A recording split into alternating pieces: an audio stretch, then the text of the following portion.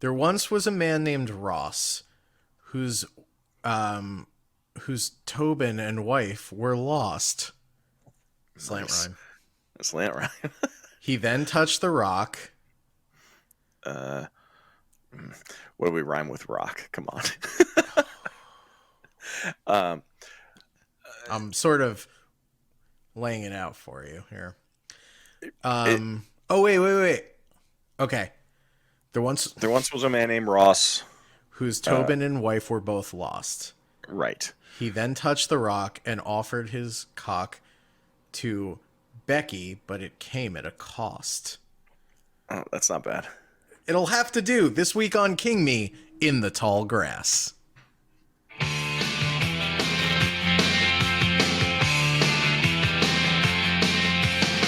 Under the October with the steamboats, ancient goblins, and wallows. King Me! King Me! Welcome to King Me, the official Stephen King movie podcast, the official podcast of Kinging Me, the official podcast, of course, of Lin-Manuel quality rhymes from your two boys. The official Danny and podcast of just fields. Lots of fields. You know what? I thought this was going to be a movie more so about secondhand news by Fleetwood Mac. Mm-hmm. A lot of talk Because of lay me down in the tall grass and let me do my Yeah. stuff. let me do my stuff. That is the worst line in the history of recorded music, by the way. I can only hear like sex pest whining where he's like, let me do my stuff. Ugh. Please. Oh. Yeah, like Stevie, please lay me down. Let me do my stuff. I imagine him just going like, all right, let me do my stuff here.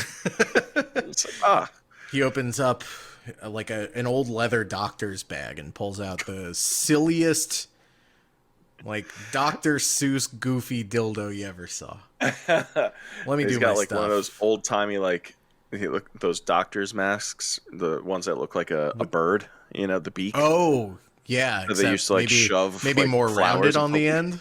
yeah. Yeah, It's a little it's a little medical. It's a little eyes wide shut. You know, Stevie Nicks, Hey. obviously known for like, you know, she's got her witchy business, but like, there's always that rumor or whatever that she used to get like cocaine like blown up her ass. That was like a big thing for a while. Which I think is true. I think like it's not. That's not just a rumor. I mean, I that's think not it's like a. That's not like a goofy one, like Rod Stewart getting a gallon of semen pumped from it. Was it from or into his stomach? Yeah, it was into his stomach. He had to go to the hospital and be like, he slammed down just like a briefcase full of money. Empty it out. He's like, my voice is so goddamn raspy. I'm sick of it. I need a throat coat. Right. Fill her up. Premium. Right. I need a throat coat because I am the throat goat. Let's go. Oi, I'm the glizzy gopa. Oh yeah, he is British, isn't he? Yeah, he is. Yeah. I don't care for that. You a Rod Stewart fan? I like a handful of the songs. Faces that that they have some good songs. I'm not like a big Stewart guy though. No. Do you like when he does that Bob Dylan song? Which one? I don't know it off the top of my head. Forever young. Oh, no, that's a dumb song. All right. Well, do you like when he does that Tom Waits song? Yeah, actually, I don't hate it, but the Tom Waits one is a lot better. It is a lot better. I am delighted to talk about that because that is a Tom Waits song I actually like.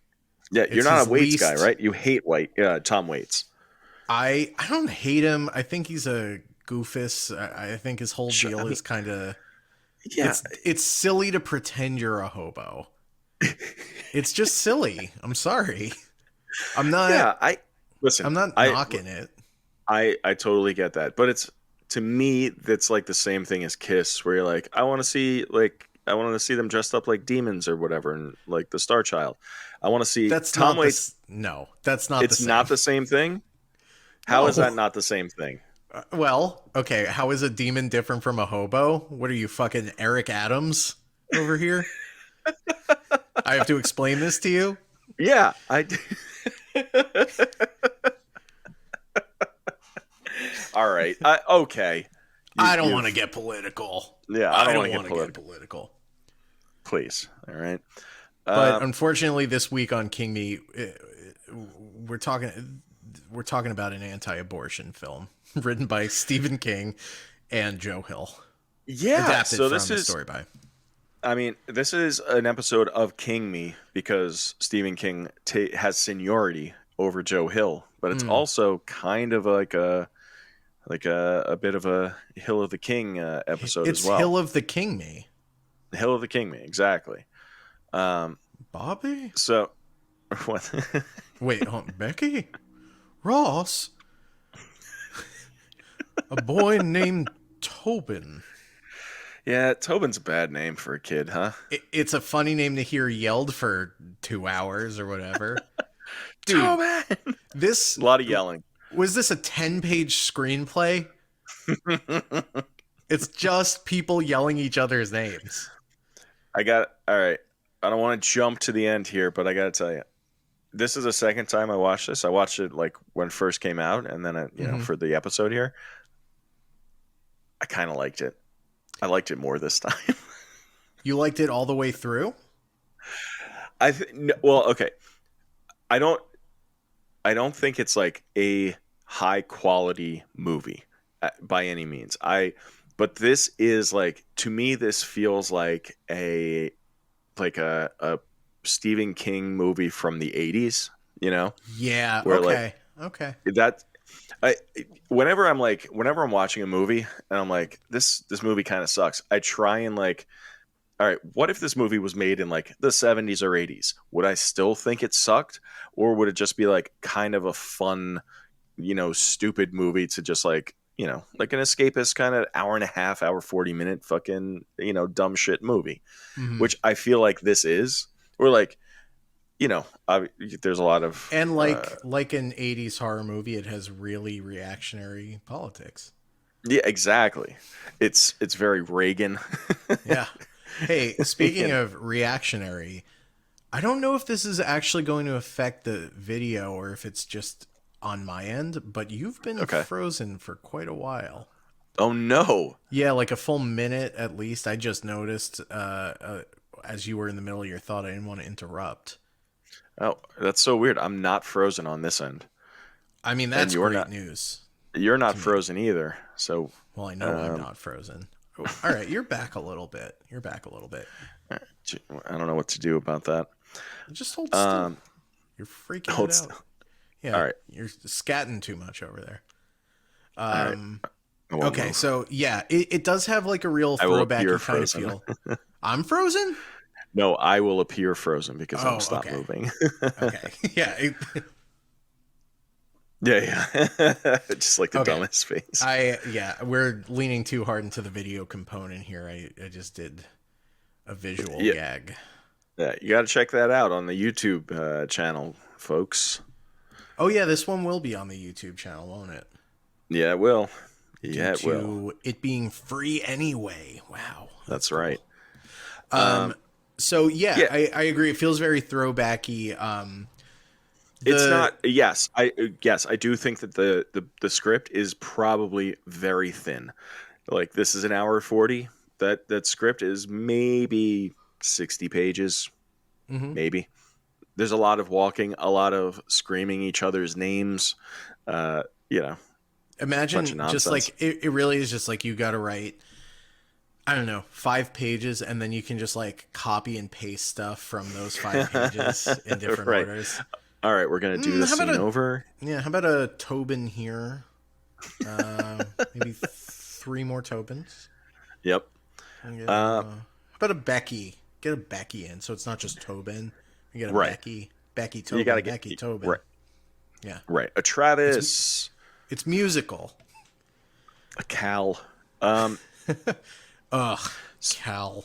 We'll get into it. Cal. I know. He's a bit of a ladies' man, wouldn't you say? Yeah, no, that's exactly how I would describe him. This guy, he is all about the ladies. So, Yeah. In the Tall Grass, adapted from a novella of same name, Yep. written. Can you for imagine? Netflix?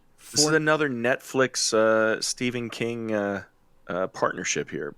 Joe Hill Stephen King partnership. Yes. Well, I mean, the novella wasn't written for Netflix. No. The adaptation. What do you think the process is like? You're Joe Hill, you're an adult already, and you go, Yeah. Dad, Huh? can we write a book together? I don't know. I have to imagine that it was something that the publisher was like, "Why don't you guys write a book together?" And that way, we could have both of your names on the cover, and it'll be like a big thing. Yeah, it'll be And then they're like, Paper Moon. Yeah. But then, they're like, all right, well, what if there was tall grass? We did corn already. Yeah. I mean, this is the initial setup is very Children of the Corn. Oh yeah, we got a weird church.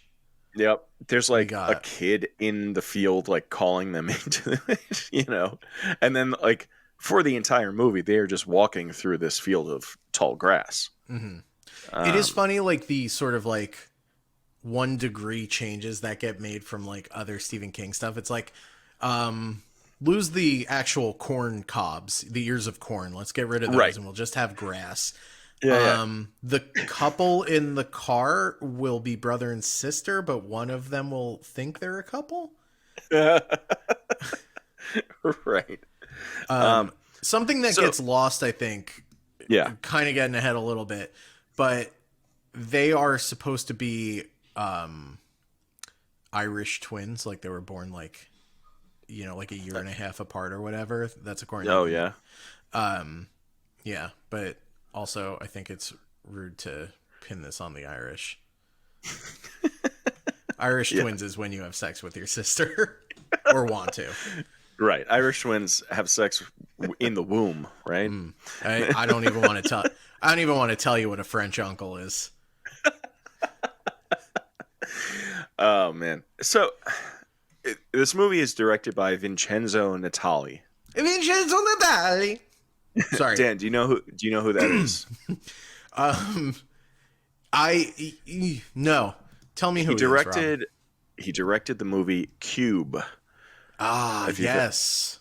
Which this movie feels kind of like Cube in nature. It's 2D Cube. Right? I don't want to get into the 2D thing again, but no, we can't. We can possibly. We already we beat that into the ground. But that's the last thing I'll say about it. Tube. But yeah, this feels like it's like a group of people lost in this space that are like trying to figure out a way out, but like everybody's motivation is a little bit different, and they're not being forthcoming. Yeah, I mean, it's the implication reminiscent of the movie Cube to me. Would you say that most of these characters have motivations? Yeah, I think. I mean, outside of getting out of the tall grass, I mean, they're not, I wouldn't say they're super strong motivations. I mean, Cal is pretty motivated. I would call him a highly motivated young man. Ross is motivated, of course. He must be. Right. Ross. So let's lay it out a little bit. Okay. So, our story starts. We're introduced to Becky and Cal, played by Laisla de Oliveira. Laisla, damn, Laisla, and Laisla.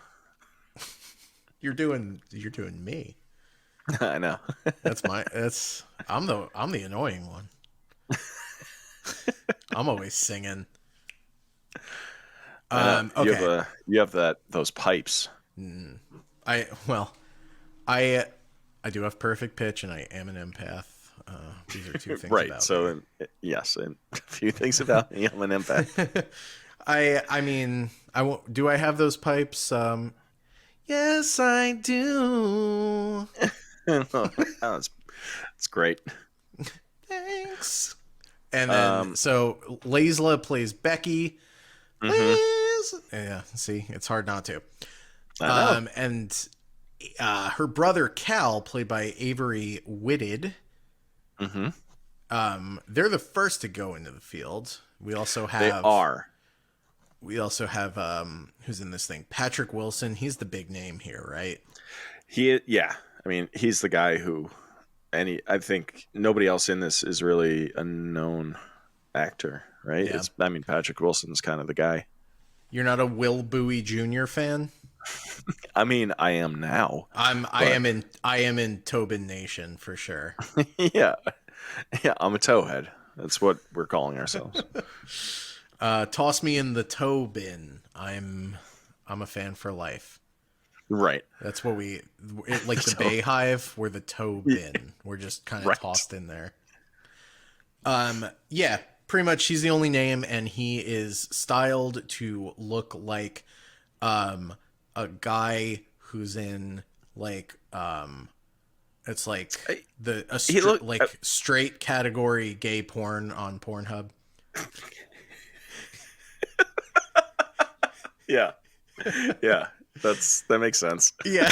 It's one of those videos where it's like a man and a woman, but like the focus of the camera is on the man. Right. You know? Yeah. Yeah. Wow. So we're both. Yeah. You don't even need to look at our search histories. Yeah. He just looks like. They say he's like a real estate guy, right? And he's just doing like the most like Ned Real estate's Flanders. the game. Yeah, real estate's the game. Classic king guy, just like a. Yeah. I mean, like he's kind of yeah. I mean, like he's a bit of like a. I mean, he doesn't get into any of the sales stuff really, but he seems like he's a little bit of like a huckster, kind of a, he's got, he's not a con man necessarily, but he's motivated by money, and that's his main thing. And then so yeah, we have him. We have his wife Natalie, who really gets the shortest shrift out of everybody here. I'll tell you what, that is like one of the more brutal deaths I think I've seen. Yeah, it's pretty recently. That's pretty gnarly. It's like the kind of thing you like think about, like that would be crazy if that could happen. Yep. We'll get to it. But I was like, I feel like that's the moment if you're Vincenzo Natale that you're reading the novella and you're like, I kind of want to film that. Right. I kind of want to do that gore a little bit. Yeah. So, yeah. We also have so we have Natalie played by Rachel Wilson, and then Travis played by Harrison Gilbertson. A guy Travie. I don't recognize from anything. No, he's going to be in that new movie Oppenheimer. Okay. Who's he playing? But it just says actor. Okay. He's playing an actor in. He's one of the crisis actors from the Nagasaki bombing. That's right. Jesus Christ. Okay. Cool. Okay. Not cool. Not cool. That's not the clip for this week. No. Yeah, so that's our cast. We got a small group of characters here. We start with Becky and Cal, who are driving to San Diego, with Becky having left her deadbeat boyfriend in the dust. Yeah, apparently the boyfriend couldn't handle the fact that Becky got pregnant, and he was like, the guy, he's like I don't know, he's in a band or something, and he's just like totally freaked out by the possibility of having a kid and all that stuff. So he's just like, I can't handle it, man. I'm out. She is in the passenger seat, visibly pregnant, while Cal drives and eats a big hamburger. We get a real close up shot of him wolfing on that burger. Very effective. It's always so it's so gross to see somebody eating like that, like a close up of somebody's mouth when they're taking a bite of a sandwich in a movie. It's always gross. It's really gross, and it spurs Becky to barf. She's like, "Can you pull?" She's like, "You got to pull over right now, man. That was disgusting." She throws up, and sorry for smacking my mouth into the microphone after I talk about delicious throw up. It's so gross. Nom, nom, nom, nom, nom. Burger, disgusting. Where's that pile of puke? The rarest delicacy, a pregnant lady's puke. That's the clip. So they pull over, and Becky hears a little boy calling out from the field of tall grass. Yep. Okay. On the side of the road, he's like, help me, distressed child. Becky, her hormones surging due to being pregnant, says, I must protect the child. Right. She has mom brain already. I must protect him. Yes. Yeah. A decision no sane person would make. And she's like, we gotta go for it. Cal's like, all right, cool. They park the car at a church across the street where a bunch of other cars are parked. Mm-hmm. And then they go into the fucking tall grass. They're looking for this kid. They go in the tall grass. And they immediately get separated. Like one goes in, and then like maybe 10 seconds later, the next one goes in, and they're immediately separated from each other. Which, I'm sorry. If we're to believe that he is obsessed with his sister, and also they're just like very close anyway, like, how are they separating within 5 seconds of getting into the field? I don't know. Yeah. But as soon as, so they start like calling each other's names. They're like, where are you? And like the sound is coming from like different directions. And they're like, okay, let's jump on the count of 3. And they do that. And they're like, okay, do it one more time. So I know exactly like where you are. And the first jump, they're maybe like 25 feet away from each other. Mm-hmm. And then the next jump, they're like 100 yards away from each other. Yeah. It's like, and they, haven't moved at all. It's pretty creepy. Right. It is pretty good. Like, you kind of know before they even do that what's about to happen. Right. But it's still very effective. Like, it's a great way to sort of like visualize what's happening in a way that's not like special effecty, Yeah. Right. That's like an easy enough, like, just a practical effect that kind of, through the magic of editing looks, gives it a little creepy feel. Yeah, totally. And then, and they're immediately, they're like, they see that and they're like, wait, what just happened? What the fuck? Listen, here's the thing. We should not look past the fact that, we also get Becky saying stupid limericks for no good reason. Yeah. Which is why we went where was the first? I know it was about a guy who spilled gin on his weenie. But what was the first line of it? Oh, well, I'd be happy to tell you. There once was a guy named McSweeney who spilled some gin on his weenie. And just to be couth, he added vermouth and slipped his girl a martini. Nice. So he fucked her with... This is like... With a vodka soaked or a gin soaked peen. Here's what I'm realizing. Yeah. Joe Hill wrote this limerick in an attempt to gain his father, Stephen King's approval. Right. He needed his dad's acceptance. And Stephen King was like, that gives me an idea for a horror story. I could see it like this whole thing is like some sort of a tribute from Joe Hill to his father. Like, You had corn. I've got tall grass. What if I made up really stupid limericks and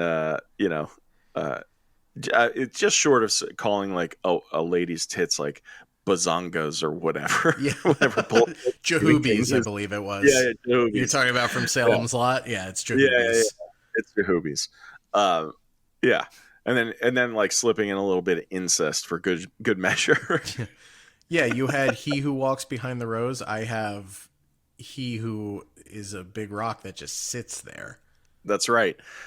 I mean, like you have children of the corn. I mean, tall grass, buddy. If I got tall grass, you know who I'm calling? The fucking lawnmower man. Come on, Oh my god, that's a no-brainer.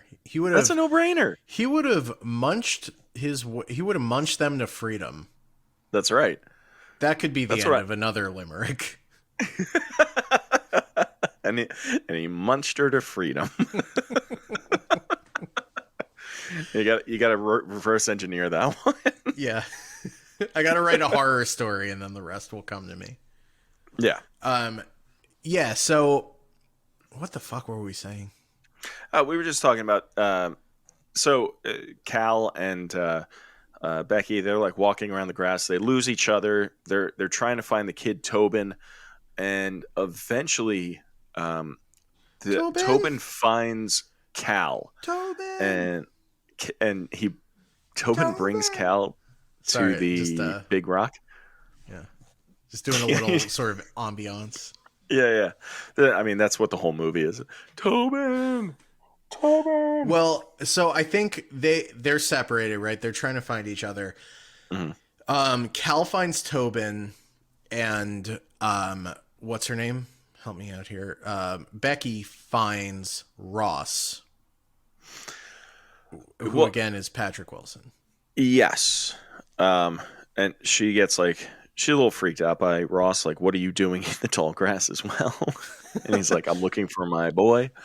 And Ross is like, he's pretty chipper. He's like, I know the way out. No problem. Yeah. I mean, he's giving off like dad energy. Yeah, you know? exactly. Yeah. It's like, hey, listen, just stick with me. I'm sure we're going to find our way out of here. Again, we're seeing the personal angle of this story where Joe Hill, the scariest thing to Joe Hill is having a normal dad.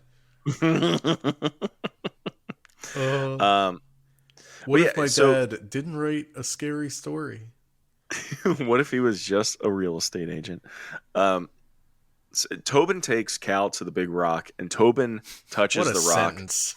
I know. That's my cellar door, baby.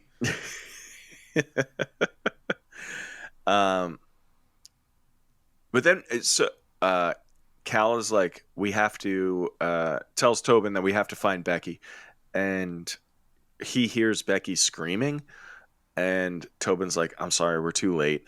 And he's like, what like, what are you talking about? What's it? And it cuts to like to daytime and a truck driving down the road, and this is where we meet Travis, who is the deadbeat boyfriend of Becky, the father of the baby and such, and he is looking for Cal and Becky, and he eventually, as he's driving through town here, he passes by the church, sees their car, and he stops, and he's like, what the, like, where did he go, or where did they go? And he looks around the church, no sign of him there, and he sees like a book that she had. It's like on the side of the road. It must have fallen out of the car. Yeah, it's for seemingly no particular reason. Isn't it like Pride and Prejudice? Yeah, or Jane Eyre, I think. Oh, it is yes. Jane Eyre. Okay, maybe not for no reason. I don't know what that one's about. Is it about a brother trying to fuck his sister? I've never read Jane Eyre. I'm sorry. I've just never done it. I did just open the Wikipedia page to quickly see if there's anything. If there's a connection. Yeah, and the first thing under plot, the plot section of the page is Jane Eyre is divided into 38 chapters. So Figure it out on your own time, folks. We got to keep this train moving. Yeah, that's one book that you will not hear us read on our new show on Patreon, The Greedy Little Book Boys. Yeah, That's look, right. We don't talk about the book. Parentheses. We don't talk about the book, but we will talk about the book podcast that we have started over on the Patreon. We don't talk about the Jane Eyre book. That's what we mean. When we say the book, capital B, we mean Jane Eyre. Right. The good book, Jane Eyre.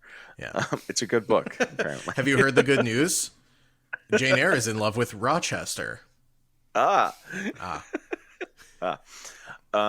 So Travis is looking for them. Then he ends up walking into this tall grass, and he's walking around. He can't find can't find them, and he eventually stumbles onto Becky's dead body. Gasp. Oh, Becky. This is after walking around for hours yelling, Becky! Right. Becky! He finds her body and he goes, Becky! Oh, Becky! I mean, this movie does like it fucks around with time, and like it just kind of keeps going around in a circle. Mm-hmm. Because so Travis sees that, then he sees Tobin, and we saw Tobin a little bit earlier, and he was like filthy dirty, like he was covered in like dirt, like he had been in the tall grass for many days. Yes. And now he's like a cleaner version of Tobin. Mm-hmm. Like, what's going on here? Yes. And he also the first Tobin we see touches the rock willy-nilly, and this and knows his way around the field. Yes, and this Tobin has not touched the rock, and he's just as lost as everybody else. So we cut to Cal and Becky walking into the tall grass again. At this time, they hear Tobin, but they also hear Travis, and they're like, "How did you get ahead of us? What is happening here?" And he's like, "Just don't come into the tall grass." And they do it anyway. All right, we're coming. All right, fine. If you insist. Right. So they find they do find each other. So it's at this point it's Becky, Cal, Travis, and Tobin are in like a small group together, and they're trying to find their way out. So Travis puts Tobin up on his shoulders, and he's like, "What do you see?" And there's like a building like off in the distance, and they start heading towards it. And then at this point, like they're walking for a little while, not like, they don't really go into enough, I think, with like Travis having just seen Becky dead and now she's not dead. Yeah, he doesn't really miss a beat with that, does he? He doesn't get too hung up on that, which like he's just happy to scream her name at her alive face. Yes, exactly. Yes. Then we get Ross.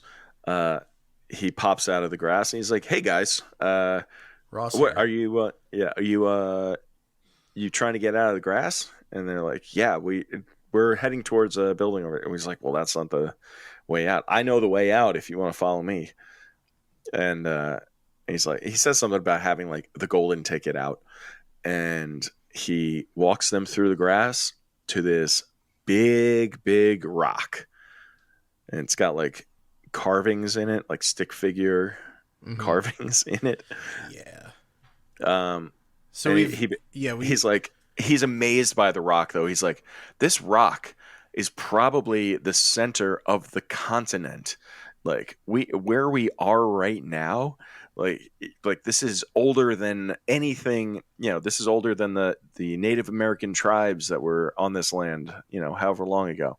Like it's been here forever." And everybody's like, we don't give a shit about the rock. We just want to get out of the fucking grass. But Patrick Wilson's like, "Well, you have to touch the rock. Then you'll see everything." Right. and everybody's kind of like, nobody's really into touching the Rock. But someone walks toward it to touch it, yes, and then I forget if it's Yeah, Travis. it's Cal who almost touches it. Okay, yeah. So Cal, this is now the second time Cal has almost touched the Rock, not to his knowledge, right? The first Cal Yeah. fucking beefs it, right? He dies. Yeah, we don't see what happens to him, but I assume that he ends up dead. Same thing with like Yeah. that original Tobin. Yeah. Everyone gets completely fucked in the first round. Yeah, nobody makes it past that first round. You got they respawn and then they start over. So yes, then Cal almost touches the Rock just before he can.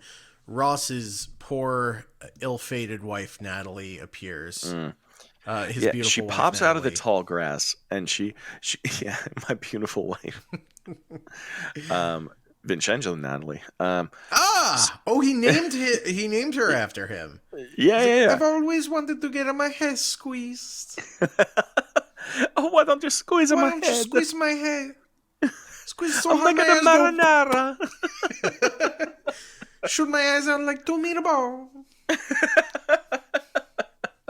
Arancini eyes. See?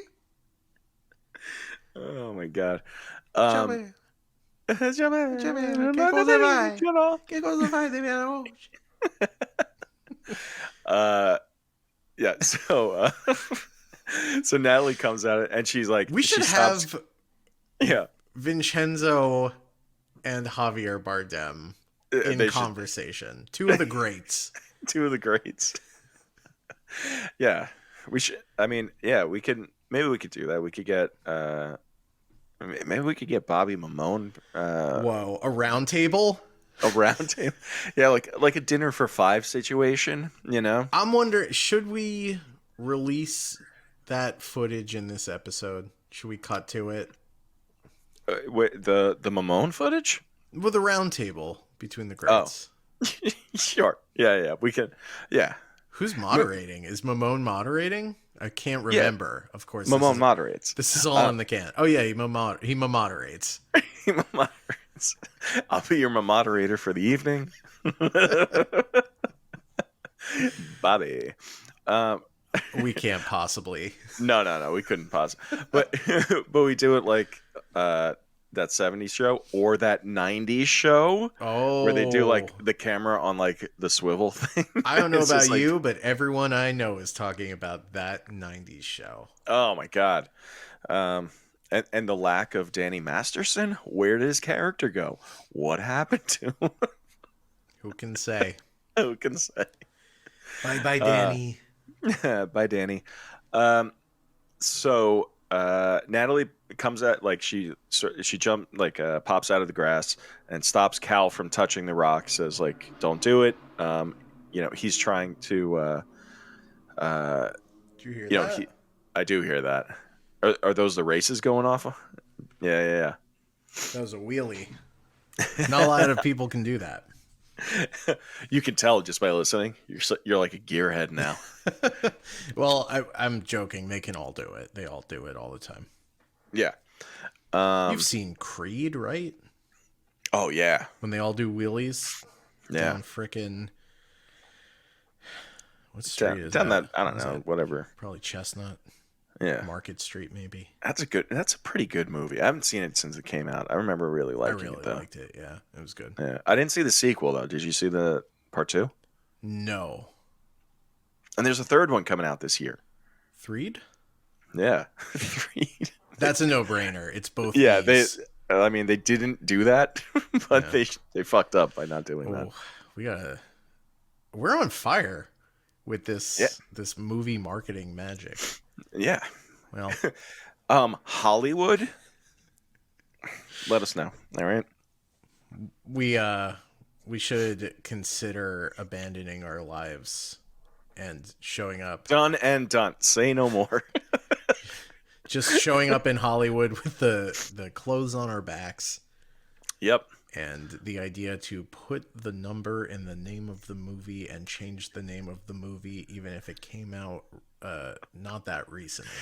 That's like a bad sketch of like somebody moving to Hollywood from the Midwest just to get into like movie marketing, but that's their only thing is like they can only add numbers to existing movies for the sequels. Yeah.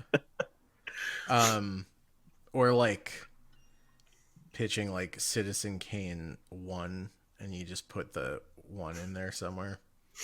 Yeah, I mean, the first I in Citizen is just the number one. Absolutely. Yeah. Well, as you said, this is a bad idea for a sketch, so we needn't belabor it. Right.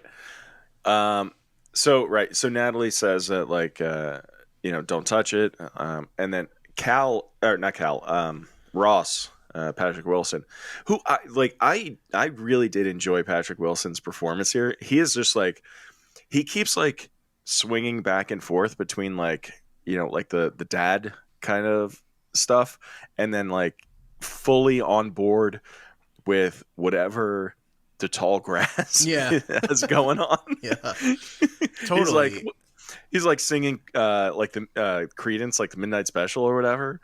Like, and he's like, I used to play in a band, Christian rock. We had big aspirations of whatever. And then, got Natalie got pregnant. We had Tobin, and then I got into real estate, and that's been working out pretty good for me. Anyway, let's check out this big old rock. Yeah, just the idea that like his dream profession and the profession he ended up in were basically like scamming people. Right. Like yes. preying on people's like wants and desires to right. Right. Yeah. So we do. Yeah. I do like that. We get this one little breadcrumb that he's prone to fanaticism. Yes. Of the religious sort. And so he says like once you touch the rock, you'll see everything. You'll know everything that the grass knows, and the grass knows everything.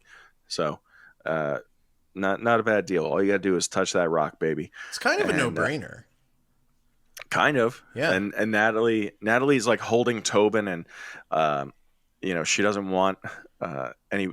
She's like Ross changed. I saw what you did, and she's referring to Ross killing one of the versions of Becky, right?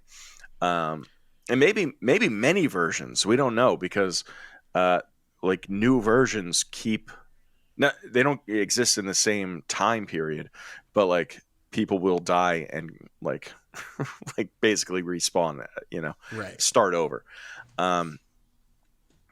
So yeah, Natalie and Tobin they run to join like the other people here, and Ross gets a hold of Natalie and like squeezes the side of her head, the sides, and just crushes her head. It's brutal, and like man. Makes her eye pop out. It is fucking pretty gnarly. Like, could you imagine? Like Tobin. Think of poor Tobin. boy. The poor boy just saw his mom get her head smushed like a frickin' sandwich on white bread.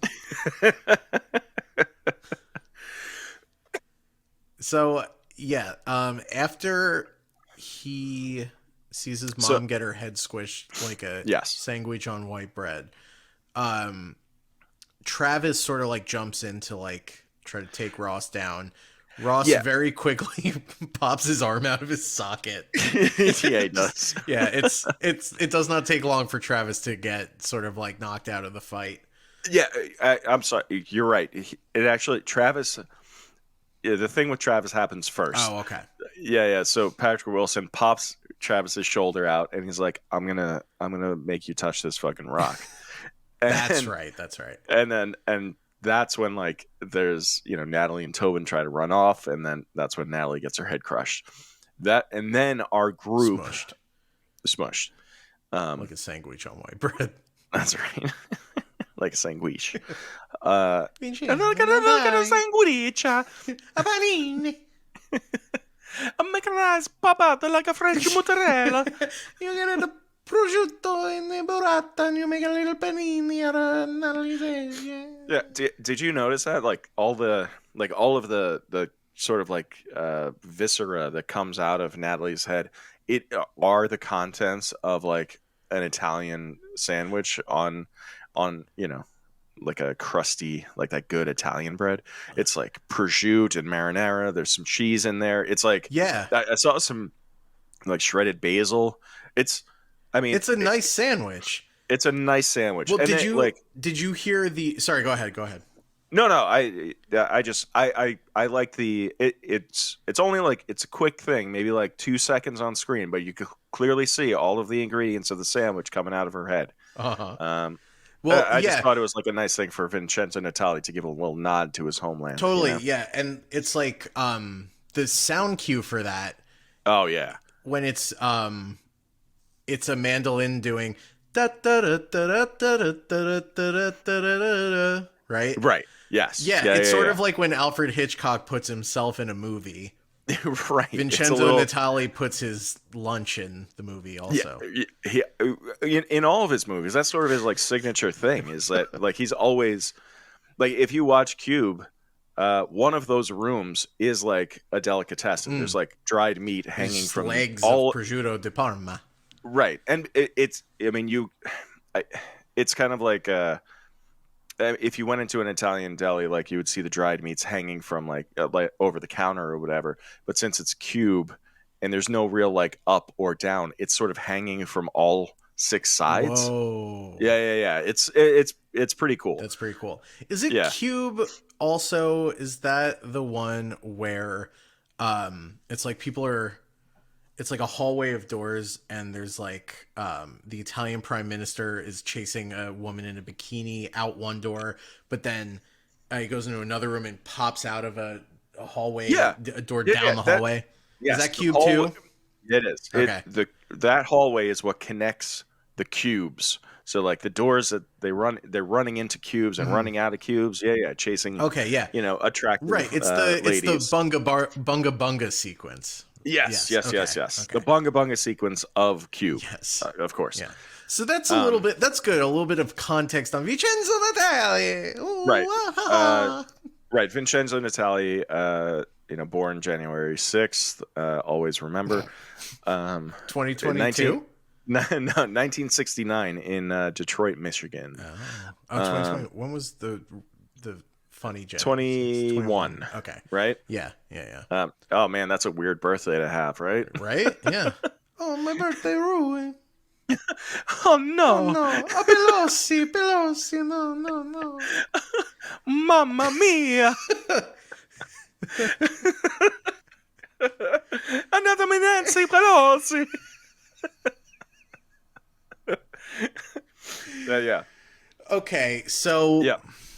Right. So it's also worth noting, I think, in this scene, a nice little Vincenzo Natali flourish that it happens at night, and there is that moment when the moon hits their eye like a big pizza pie. Yeah. Right. That's sort of when I was like, all right, this guy's a bit of an auteur. Right. This is a man with a clear vision. Yeah, it's right. You think of like a movie that's You think of like called, a movie? it's called In the Tall Grass. It's set in tall grass, and you're like, well, this is going to be visually very boring to watch. Mm-hmm. And then, right, Vincenzo adds all of his like Italian flourishes, Totally, yeah. and it makes it like an interesting watch. Mm-hmm. It makes it a little. In our country we call them Easter eggs. But I think they don't have Italy, Catholicism in Italy. What do they call it? yeah, right. They don't have the Easter egg the way that we have it. I see. They have their Catholicism just fine, but it's more of like instead of hiding Easter eggs, they hide cherry tomatoes. Oh. That they're And there's no money involved. They it's just make a nice caprese afterwards. Right, yeah. Yeah. Okay, so moving right Sure. along. Yeah, thank God. That's the thing. We couldn't do Bobby Mamone roundtable with Right. Vincenzo and Javier Bardem. We had to do something else entirely. We had to talk about the film, Right. we want to waste anybody's time with that. So Yeah, that'll be like that's like the $10 tier on Patreon. So you get that round table, all right? that's actually a good idea. We should create a $10 tier, and if enough people do it, we'll release it, and then they can go back to the $5 tier. How long do you think that round table conversation should last? I think it should be scripted. I don't think it should last a second longer than it needs to. Absolutely needs to, sure. So okay, our group of people now, they're being chased by Ross, and then they find Much like Rachel, huh? Hey. Yeah. They run into the building that they were walking to earlier, which is like this old abandoned bowling alley. They get there and they start getting into like an argument, and this is where like Cal, Becky's brother Cal, hates Travis because Travis ditched her and wanted her to get an abortion. And right, he wanted her to get an abortion. He actually, the line is like when he's explaining why he hates Travis it says something like weird. He says he wanted you to get an abortion for your own baby. Well, that's typically you're not getting abortions for other people's babies. But again, this is a pro-life movie. So maybe they didn't quite understand what abortions were. Mm-hmm. Is it pro-life, actually, the more I'm thinking about it? Do you not think that it's pro-life? Well, it's... I don't know. It's... I mean, what's her... Like, I get she was going to have the baby. I mean, her getting an abortion is only Travis's idea. It doesn't seem like she was ever going to go along with that. No, she was kind of like, I almost did it, but I got scared. So like, It seems like she wanted to. And actually, as I'm thinking about it, Cal and Ross seem like the pro-life ones, right? Like Cal wants the baby alive because he's a aspiring sister fucker, and there's something right. He thinks maybe he can be the kid's dad eventually. Maybe, I don't know. Yeah, I mean, like it does seem like he wants to be the surrogate father for the baby, right? And then which is, but they're driving out to where was it? San Diego or yeah, they're driving to San Diego because there was a family that wanted to adopt a baby. So I think she's like 6 months pregnant. So she was going to go out there. They began the 3-month drive out to San Diego. Right. I mean, buddy, you get caught out in that tall grass. You'll be, three months goes by. Yeah. For all 3 of those months. Yeah. Cal is never going to like, be the baby's father. But he is like, every time she like winces or like has like the baby kicks or whatever, Cal is like super attentive to the point where it is like, it's a little weird. It's extremely weird. Like before they reveal that they're brother and sister, there's a shot of him looking at her. Yeah. Right? Like right in the beginning where you're just straight up like, oh, they're like boyfriend and girlfriend, husband and wife kind of thing. Yeah, like the whole time, I honestly, before it became clear that they were brother and sister, I thought that it was like he was like I'm gonna say friend-zoned friend. Yeah, I thought that too. Who's just like, I've always loved this, girl, and I just trying to help her, and maybe then. And maybe if she wants to throw me a little, maybe if she kicks it down to me, I would accept. I wouldn't. And then it's like, oh, we're brother and sister, and you're like, oh, that's gross. Gross, buddy. But Travis calls that out at the bowling alley. He's like, you're like just shy of wanting to fuck your sister. Yeah, he says like you're in love with your sister. Right. And also then to Becky later, he's like, I think your brother loves you a little too much. Yes.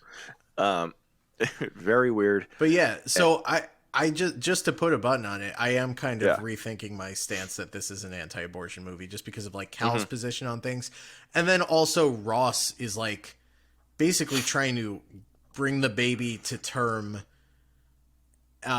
in order to feed it to the tree and then, or feed it to the grass and then to her, kind of, right? Like, we'll get to Right. that weird birth The scene. the dream kind of Is it a thing. Yeah. dream? I don't know. You know what? It might not be a dream. It's You're really right. hard to say, but yes. Yeah. So So at the bowling alley, let's see, Travis, they fix his arm, but Ross follows him there. He's trying to break in. They climb up onto the roof, and they're looking. They see, so there's Tobin has this dog as well, Freddy. right?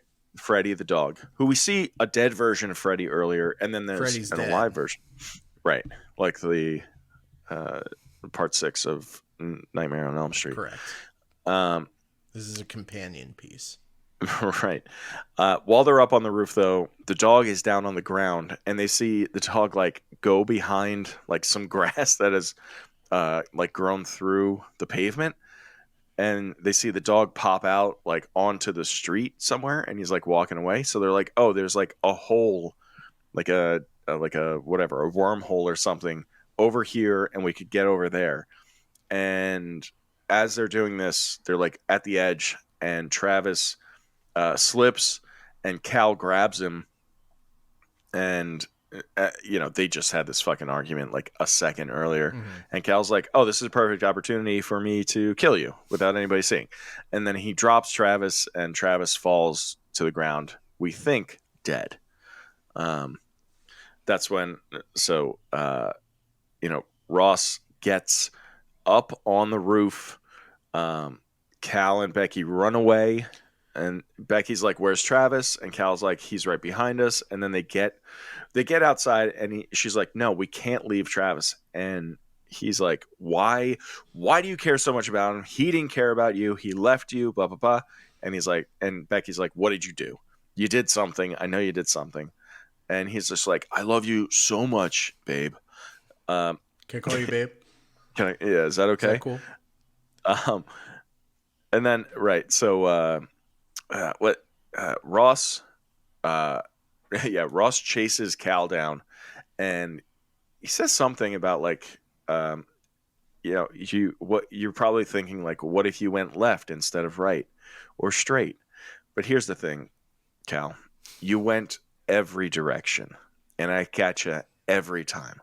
And then we like the camera like pulls out, and there's just like a pile of like Cal's old dead bodies. It's really cool. It's like, so there's freshly dead Cal with Ross like kind of still on top of him, and the camera, yes, it's sort of like a dolly shot back and away from them, and basically like we see slightly more and more decomposed Cals. Right. It's pretty good. Like it really is like like they're in sequence like that. Yes. I liked that part a lot. Yeah. That might, not to spoil anything, that might be my shiny moment. Hey. Then we get the scene where like Travis isn't dead. He wakes up. He's like he's on the ground over by the bowling alley. He runs into the grass trying to find the Becky. tall grass. That's right. Yes. And there's that scene where they're like talking to each other, and they're like they reach through the grass, and they're like the tall grass. The tall grass. Okay. Just making sure. No, you're right. And just as their fingers are about to touch, their long finger. Sorry, last one. Ross pops out of the grass, the tall grass. Oh no, I'm sorry. This is when it starts raining. Yeah. And oh no, I was right. Ross. So Ross pops out of the tall grass, and he's like, this is when he gets like very creepy, and he's like, what would it be like if I had sex with you right now against your will without you wanting me to? Is that something that I could get away with right at this moment? And so it almost takes it is a creepy thing, but it almost gets a little too much. And then Becky grabs like this little like pair of scissors that she has on her and stabs him in the eye. Pretty good shot. And this is when it starts raining and she starts like running away. And this is when she sees the grass people, the people who have grass for a head. And they take her and carry her to the big rock, and they're like, they want her to give birth right there. They want it to be like, I don't know if it's like a sacrifice kind of thing with a baby, probably. But then there's this shot, okay, where the ground opens up. So like Becky is laying on the ground, she's having like contractions or whatever, and the ground opens up, but like between her and the rock. So there's this big hole that opens, and the camera sort of like goes down in the hole, and you see underneath the rock has roots. And as it goes, there's this wall of like people that have that are like all twisted up within the roots and the mud and all of this. And it's like, I don't know, it seems like hundreds of people going like all the way down this hole. Pretty cool shot. I like that a lot too. Yeah, the way the people sort of blend in with the roots. Yes. And that's when we Roots is down there also. They're among right. people, which help. Yeah, the you blending, have right. Questlove. Questlove. The rest of the Roots are down there as well. Is Black Thought? Is that his name? I don't know. Yeah. Let me make sure. Yeah. And then we get like this weird sort of like I think it is a dream. Cal is there, and he's like, your baby is here, and she's very healthy and whatever, and she's like, she hasn't eaten, she hasn't drank any water or whatever. So he starts feeding her, and she's like, "What am I eating?" And he's like, "It's just grass. You're eating grass and seeds. We've our people have been eating grass for hundreds of years." And she's like, "It doesn't taste like grass," and there's like blood everywhere, and he was like, pulling the baby apart and like feeding her the baby. Again, I'm beginning to think this is more of an anti-abortion film than a pro-abortion film. So Travis makes his way around through the tall grass to the rock and sees Becky on the ground, and she is dead. Again, she is dead. Damn. And dude. Women be dying twice, huh? Yeah, she just keeps on dying. So hold on. What happens to? I forget what happens to fucking Ross here. Because she. Oh yeah. Okay. So once. So Travis finds Becky dead on the ground, right? And then Tobin shows up, and he's like, "I'm sorry," and Tobin is scared, and Travis is like, "I'm not going to let anything happen to you." And that's when Ross like pops out from the tall grass again. He stabs Travis with like a broken piece of bone in his other eye. Yeah, no, he stabs Travis in the stomach. Oh, sorry, Travis. Yeah, okay, yeah, my bad. Yeah, and then he starts wailing on Travis, and then Travis grabs like something sharp and stabs him in the other eye. So now Ross is blind from having both of his eyes stabbed out. It's pretty funny. That is funny. Shades of the guy from Mr. Mercedes season 3. Yeah.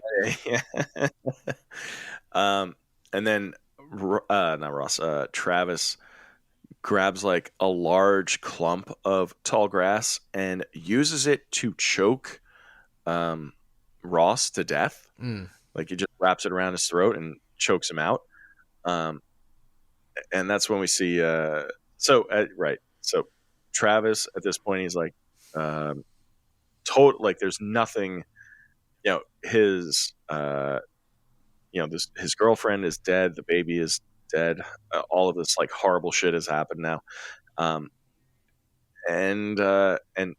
Travis goes and he touches the rock, and we see like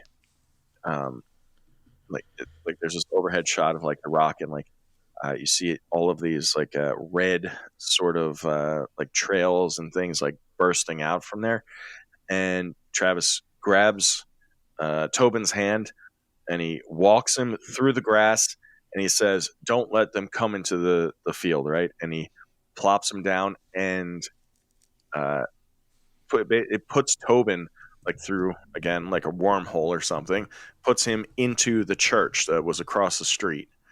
Um, and then so Tobin walks out and he tells them not to go in there. And he sees Cal and Becky, and it's them from the beginning of the story, and tells them not to go in there. And Travis gave Tobin like this necklace or whatever, and Becky has the necklace, and the one that Tobin has is the same one, and it's covered in blood. And he's like, "Travis gave this to me. Don't go in there."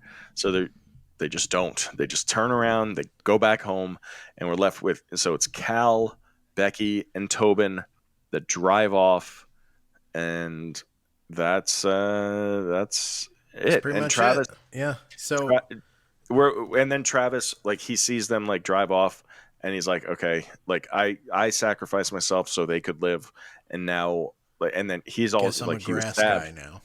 yeah, and he lays down, and he just basically like he dies out in the field, Right. and then the grass sort of like consumes him. Becky and Cal also decide to go back to where are they from? Back to where they came from, Yeah, Kansas City or something. something like that, yeah. Which implies that Becky is going back to be with Travis. Yes, Okay. because this, yeah, that's what I thought. Yeah. So, okay. I'm landing more. Because the Travis that we've been following throughout this whole movie, he went looking for them because they had been missing for 1 month. Yes. At that point. Yes. So yeah. So the more I'm mulling this over, the more I am like, this is anti-abortion propaganda, right? It's like, because there's also that part when they're in the tall grass. You remember that part? Sure. Where Becky, and like Travis sees that Becky is like showing or whatever. He's like, "Oh, a baby." Yeah.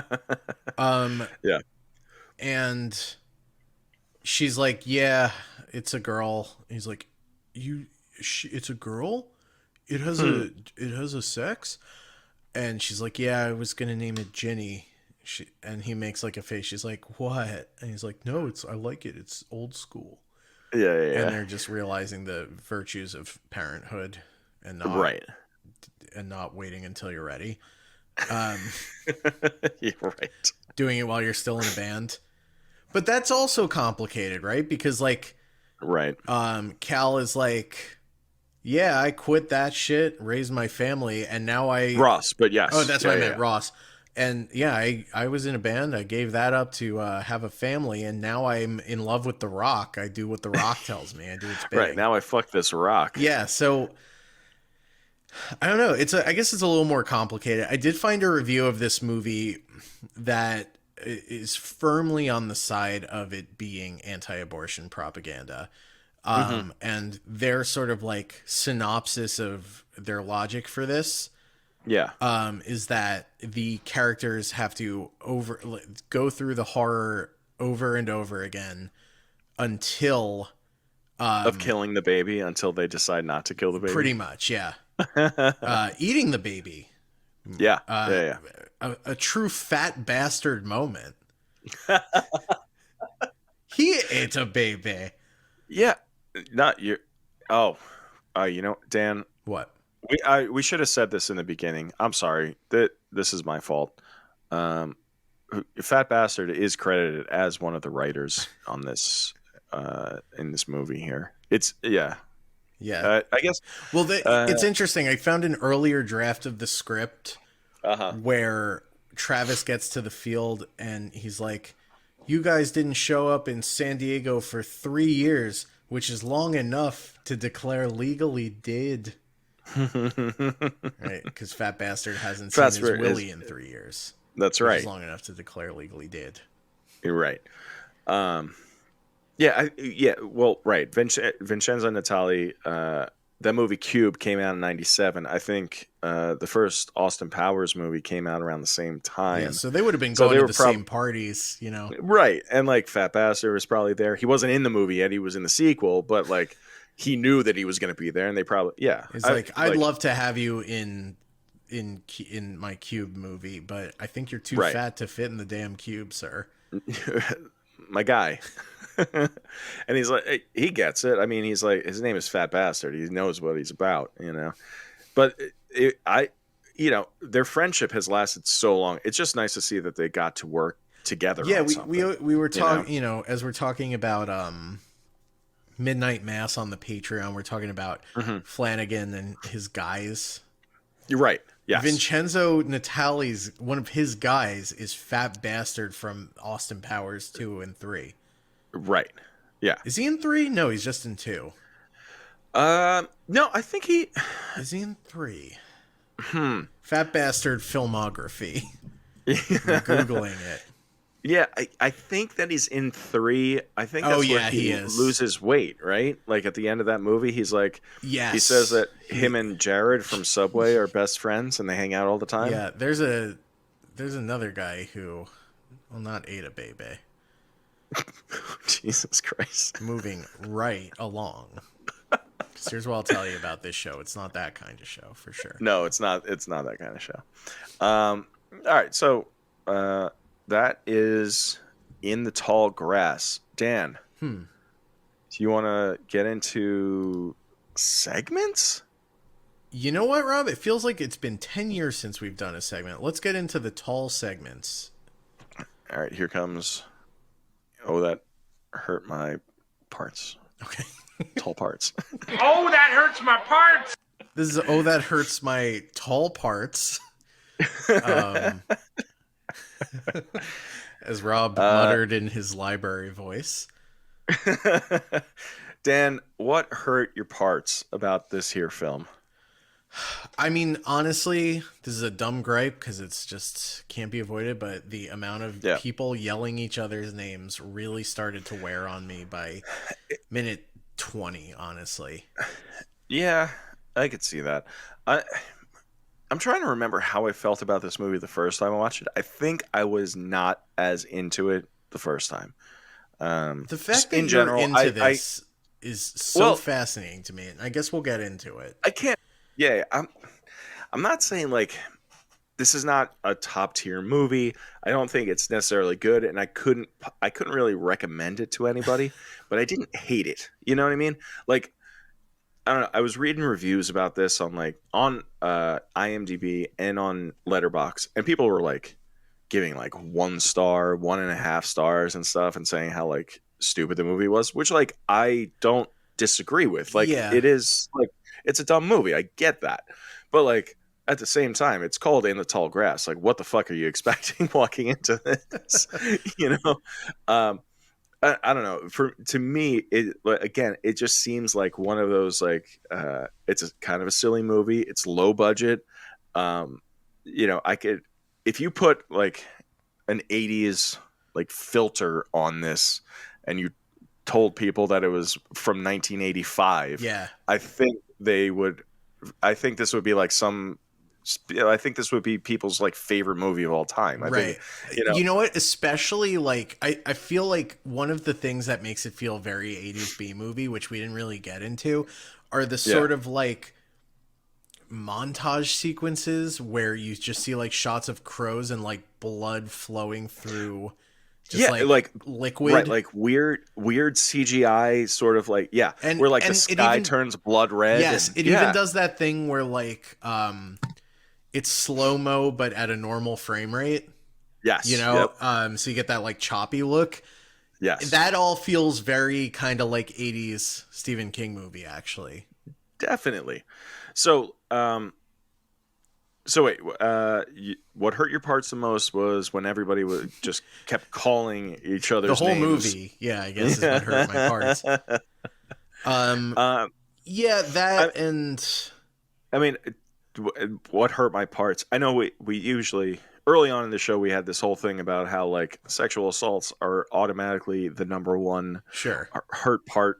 You know, I just that part where Ross says, like, he says something to the effect of like, uh, how would you feel if I was inside you, or like something about feeling me inside of you or Yeah, whatever. it's very And graphic. it's very graphic and really out of nowhere, because up until that point, he hasn't been like, they Right. haven't like established any sort of like creepiness between him and her. Um, I don't know. It felt like it came out of nowhere, and then it goes nowhere. Also, Totally. it That's just like we feels like were totally unnecessary. yeah, we were joking about like Vincenzo Natali like putting a sandwich in the movie and all that as like but like him randomly inserting like a sexual assault element is like Yeah, very Italian. yeah. And Also, mean- there's like there are like weird things like that where like there's also just like a very it looks like it's meant to be sexy shot of like Lesla de Oliveira's leg. Right? Do you remember this? It's like her leg brushing up against a wet blade of grass and then a single bead of dew Yeah, like yeah. runs down her leg. It's weird because it's so not the rest of the movie. Right. And Yes. it And, just like it adds nothing. She's not really written as like a sexualized character. No, she's not. But like, I don't know. It Despite makes being for me. It pregnant. makes no. You know, there's an inherent sexuality to that, I suppose. To me, the whole thing with Ross being like a sex creep, Yeah. feels like it comes out of nowhere. Right. It's very Now, unearned. I mean, not that I get, I don't think they needed any of this, but if it was Cal being a weird sex creep towards Becky, his sister, I don't think it belongs in the movie, but it makes more sense leading up to it. Yeah, you know? my kind of like my big like one of the things I was most surprised by the end of this is that Cal gets to live. Like he's Right. such a villain. I know, but I mean, I guess you're left feeling like Becky is going to go back with Travis, And and Cal's gonna hopefully, have to write he's it in gonna his fucking diary or whatever. yeah, dear diary, my sister touched my arm today and butterflies in my tummy. So okay, that's what hurt our What does parts, but she it wasn't see all in that bad. Travis guy? He's not even her brother. Yeah, they didn't even play together when they were infants.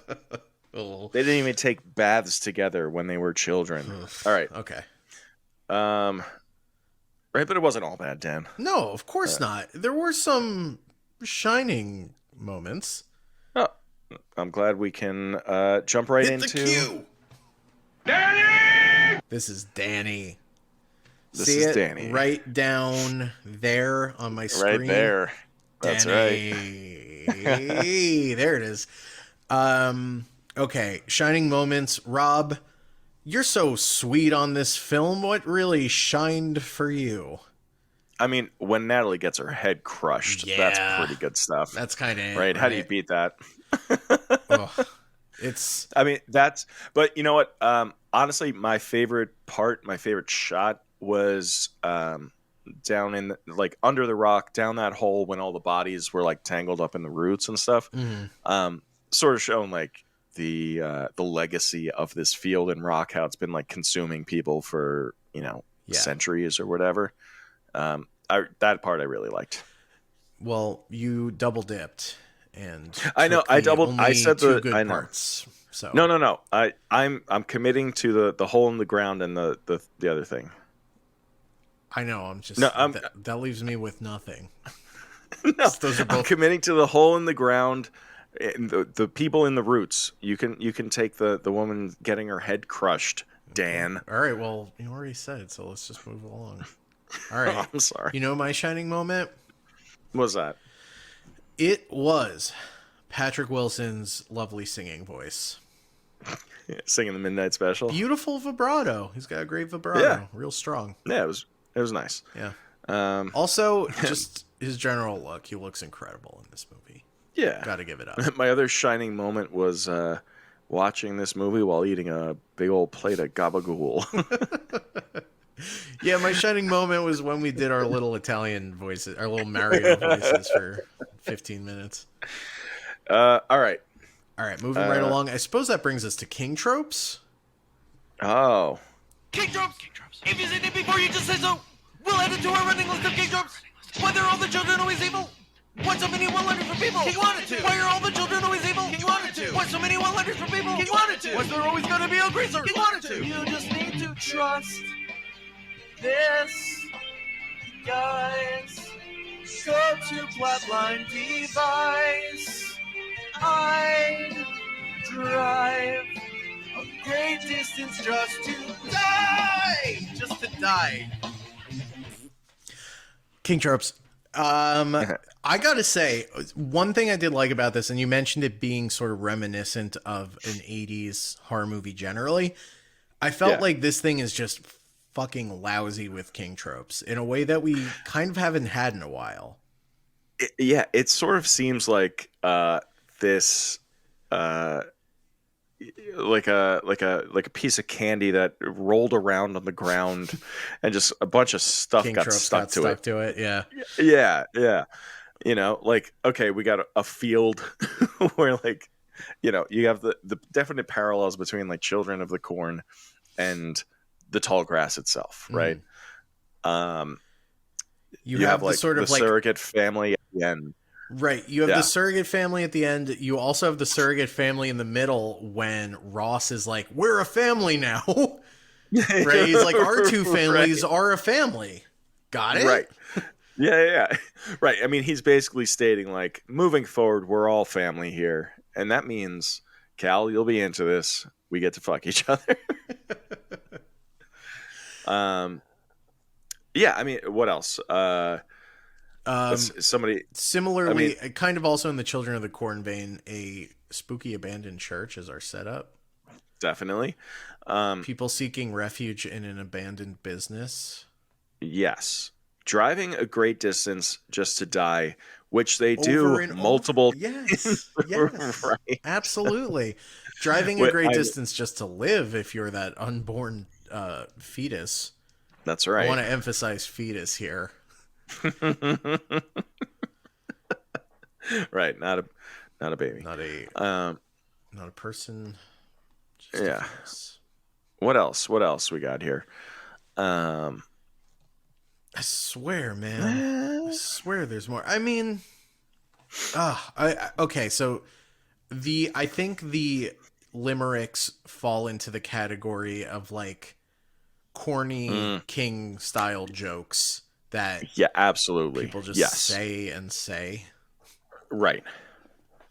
Yeah, I mean, like that might be it. I got one. I mean, that's most of the movie. Well, yeah. Here's one for you. Monsters who at the center of their faces just have voids. Oh, who else are we thinking of here? Pennywise. Those deadlights. Those deadlights, baby. Yeah. They have we didn't really get into it, but the grass people, the center of their faces are just like sort of nothing. Yeah. Which I thought was cool. It's sort of a grass hole, isn't it?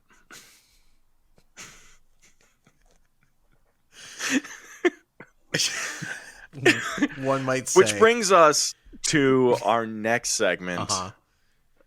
Dan, where was Slimer? Oh. Where was Slimer? This is Where Was Slimer? Now, Rob. Did you see Slimer, Dan?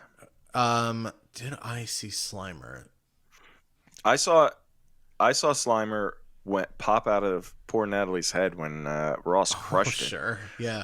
Bit of slime in there for sure. Yeah. I think I saw him goofing around with the trapped souls under the rock.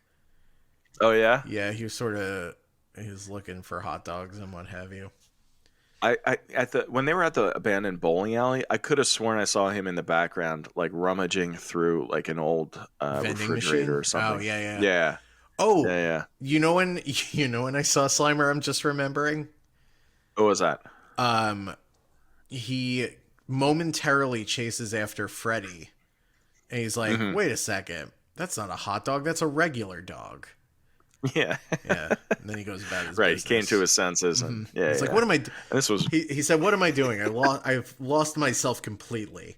And this is where was Slimer. lost the thread. And I suppose now that we have pinpointed Slimer in our film this week, it's time for our penultimate segment, IMDb.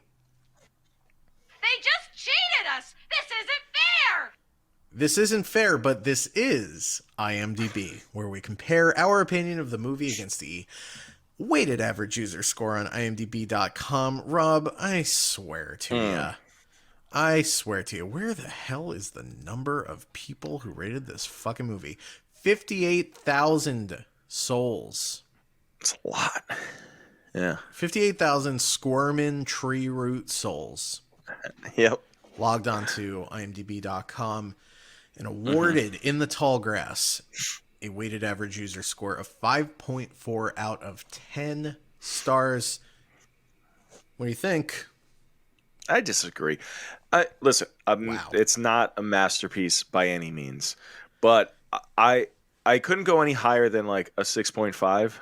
Okay. Are you willing to go that high today on King Me, I'm gonna say the it's a official Stephen 6. King movie podcast? No, I'm gonna say it's an even 6. I know like the difference between a 5.4 and 6 is not much, but I don't think it's nearly as bad as everybody says that it is. And like I said, like I think this is just like a fun sort of dumb B movie. Has some like cool shots in it. Some like I like the whole messing with time and like the repeating aspect of it. So for me, it's an even 6. I think it's fine, and it can be fun to watch. It can be. It can be if you go into it with like not expecting like a masterpiece or anything, but just whatever. Yeah. What do you think, Dan? I mean, I agree with your logic, but I just don't. I don't know. It was fine. I think what is kind of disappointing about it is like I think the setup for this movie is so great. Like once you realize, like once you realize where deliver necessarily, yeah, that's the thing. It's like very high concept. Like once you get into time loop territory, things can get kind of like messy in a hurry. I don't even think the logic gets like super messy or convoluted. I actually think Vincenzo Natali is very smart not to try to over explain the logic. Yeah. Like the only the only rule we really get is that the field moves you around and that dead things don't move, right? Right. So yes, there's that. Which is like a funny saying out of context, I suppose, right? Dead things don't move. Right. So I like that. I just think like overall entertainment value, 5.4 feels really fair to me, actually. It's like, it's fine. I've felt worse. I've probably felt worse about things and given them higher scores than this. But me right now, tonight, this version of me, that you will, I'm sure, smush my head and make Caprese shoot out my eye holes. That version of me says 5.4. And maybe after you do that, I'll learn my lesson and bump it to a 6.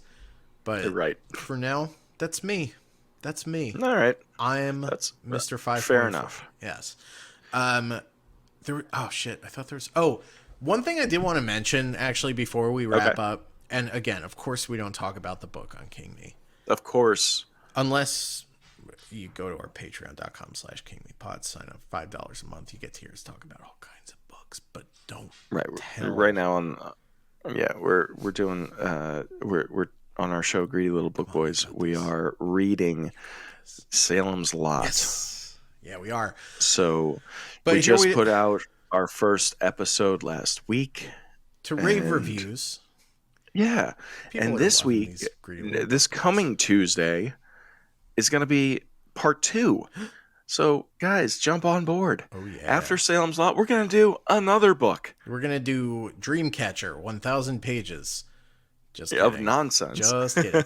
Okay, we don't Yeah, talk about the book, but I do feel Right. compelled to mention that, like, you know, we've talked about the possible anti-abortion takeaway Yes. from this movie. I want to say that the plot of the book seems to play out way, way different. Okay. It sort of ends without resolution. No one really escapes. It's just like more people come to try to find the characters who I think all have died by the end of it. Uh-huh. Or touch the rock, you know. Yeah, So yeah, I just want to point that out. Also think it's there's a very funny quote from Vincenzo Natali when he talks about like why he wanted to adapt this. Mhm. He says, "Who would think that grass could be frightening?" Trust Stephen King and Joe Hill to find a way. Yeah. Yeah. So I know it is Do you one of those hear things that? where like out there, I do. What is that? I don't know. I don't know what Paige is doing out there. She's just like banging around shit. Oh man, It I sounds hope like it's she's- not grass. No, it sounds like she's got a ladder or something. I don't know. It's just like clickety clack out there. Huh.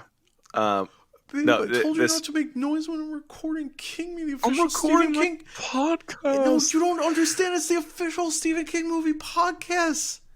It's the official podcast We're of talking King Me, about babe. In the Tall Grass by Vincenzo Natali. Everyone was laughing at my Italian voice, and then you interrupted. I had to talk about that. No, it does seem like one of those things where Stephen King's like, what if a dog was evil? What if a car was evil? And he's just totally We're getting tapped into out Fred now. And it's Snyder just like, territory again. yeah. What if the grass was evil? Her brother fed her baby. What if there was Grass a and rock? seeds. What if there was a big rock lobster? Oh, there we go. It was a rock monster. There we go. Well, right. that feels like a good. This feels like a good time to get to our final segment. Show's over. Show's over. Thank you, dear listener. Oh, thank you. And once again, if you want more King Me content, head over to kingmepod.com at patreon.com. And who wouldn't, really? Right? This was a delight for you. I bet you got to fill the void somehow, right? It might as well be your boys. Yeah. If you can also follow us, stay up to date on our little goings on our social media. We're twitter.com/kingmepod, facebook.com/kingmepod. Our Instagram is king.me.pod because we forgot the login for KingMePod. That's true. But we're also King Me Pod on TikTok. Yeah, King Me Podcast. Oh, okay. Right? I don't know. Yeah, King Me Podcast, where we will be posting clips from our video streams here. Get a little taste of the bonus show on there too. Yeah, guys, definitely rate and review us on iTunes if you haven't already. Yes. Spotify too. That's cool. Yeah, Spotify. Just drop a nice comment. If you write it as Stephen King, we'll read it on the air here. Mm-hmm. Yeah, check out the Patreon. I got about one. it, right? I got one more. Okay. Yeah. If you listen to the show, congratulations. You've been drafted into the King Me Street Crew. Your duty, anytime someone brings up Stephen King, be like, oh yeah, I remember they talked about that on King Me. And when they're like, what's King Me? Belittle them for not already knowing. Yeah, you have to give them their face like, oh, you don't know? All right. Wait, you're still... I guess... Hold on. I guess I'm speaking to a moron here. Yeah, I guess you haven't... I guess you're still, listening to Losers Club? I hope not, but all right. We're the only Stephen King podcast. And also That's right. other stuff now, too. Like Yeah. Midnight Mass right now. Okay. Right. Thank you for belittling the people in your life in service of me, Danny. We do appreciate that. And me, Rob, Avon. Cagliari. Steve then Then King. King.